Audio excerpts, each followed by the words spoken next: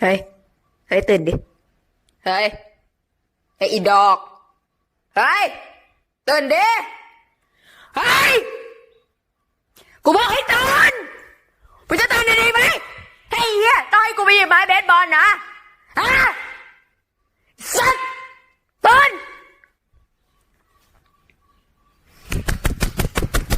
ตื่น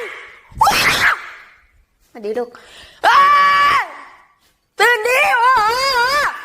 มึงจะสายแล้วโอ้ยนี่